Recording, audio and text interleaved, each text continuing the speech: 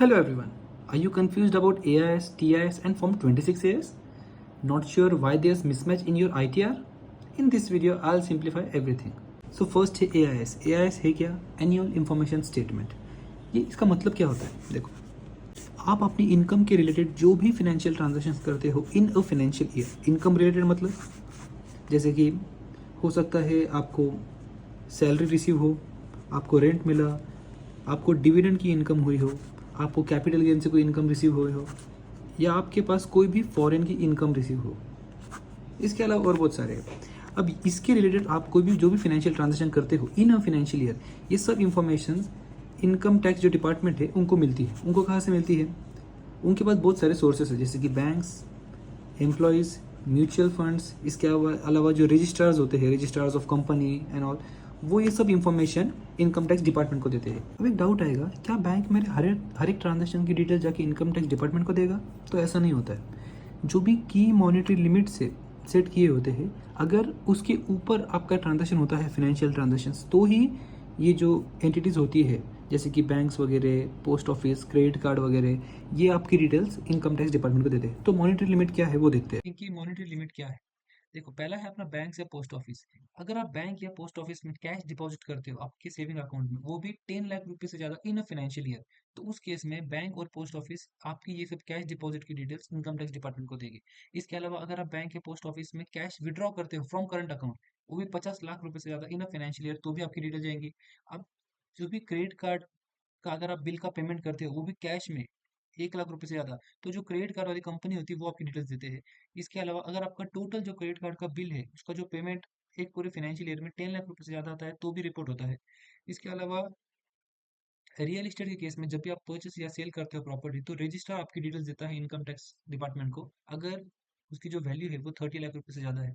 इसके अलावा जो बैंक्स वगैरह होते हैं वो आपके एफडी वगैरह, अगर आप एफडी वगैरह या फिर रिकरिंग डिपॉजिट करते हो वो भी 10 लाख रुपए से ज़्यादा, तो ये डिटेल्स आपकी जाती है।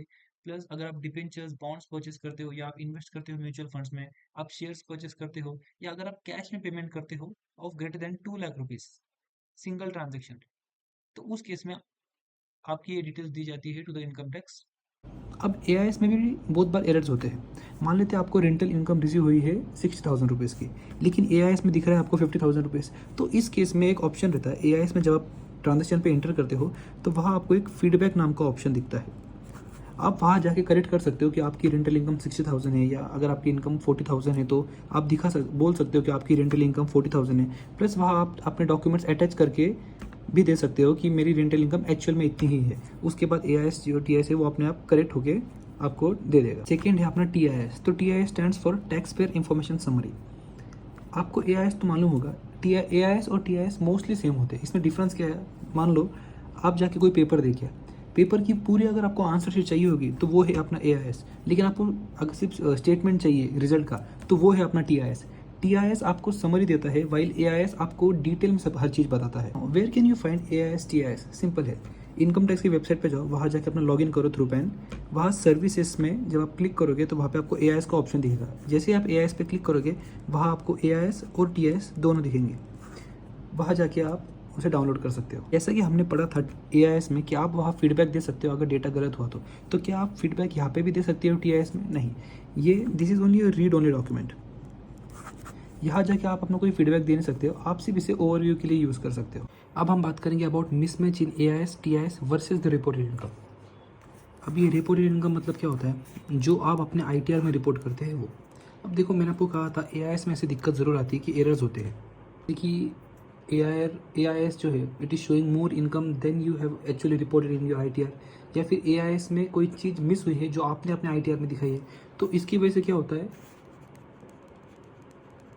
इन दोनों के बीच में हो जाता है मिसमैच। जनरली अगर एआईएस में कुछ इशू है या वहाँ पे कोई चीज़ गलत रिपोर्ट हुई है तो आप वो फीडबैक देख के ऐड कर सकते हो। लेकिन एआईएस में कोई चीज़ अगर रिपोर्ट नहीं हुई हो एंड आपने उसको अपने आईटीआर में रिपोर्ट किया है तो ये भी मिसमैच का एक रीज़न बन सकता है। एग्जाम्पल, एआईएस में आपको इंटरेस्ट फ्रॉम एफडी दिख रहा है 50,000 रुपीज़ का, बट एक्चुअल में आपने उसको आईटीआर में रिपोर्ट किया है 20,000 रुपीज़ का।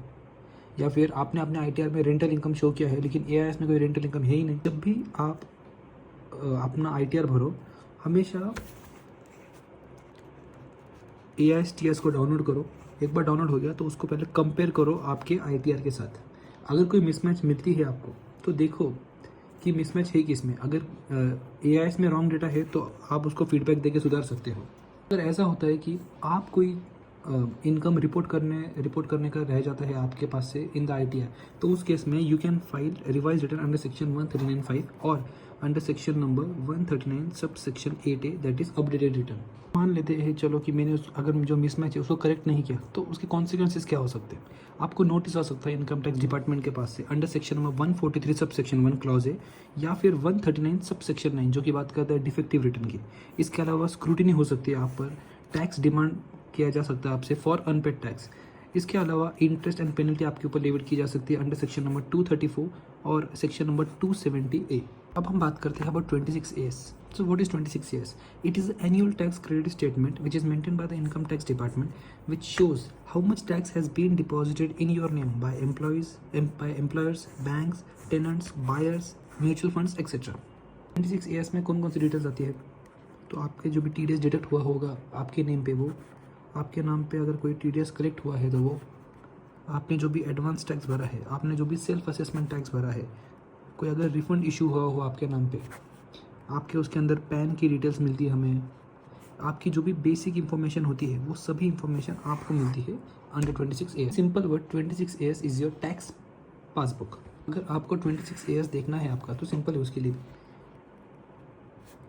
इनकम टैक्स की जो वेबसाइट है उस पर लॉगिन कीजिए। लॉगिन करने के बाद ई फाइल का ऑप्शन आएगा, ई फाइल के अंदर इनकम टैक्स रिटर्न, उसके अंदर व्यू 26AS आएगा।